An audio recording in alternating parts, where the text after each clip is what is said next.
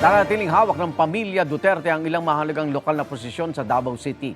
Si dating Pangulong Rodrigo Duterte muling nanalong alkalde sa lungsod kahit nakakulong pa ito sa The Hague, Netherlands.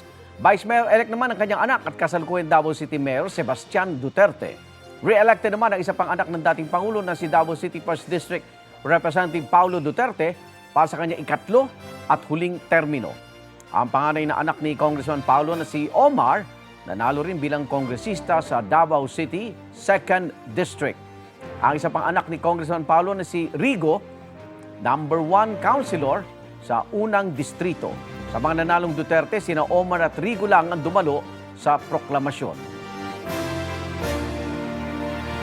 Hindi po requirement that during the proclamation, nandito po yung candidates. What about sa oath-taking?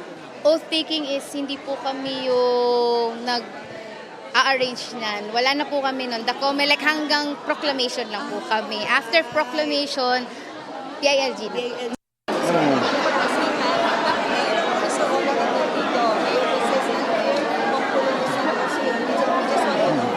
Tinanong ko nga ma'am kay kagabi nagkita kami sa pumunta.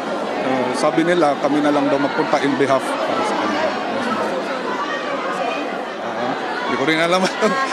Baka may gawin pa, may flight pa. Igan, mauna ka sa mga balita, mag-subscribe na sa GMA Integrated News sa YouTube para sa iba't ibang ulat sa ating bansa.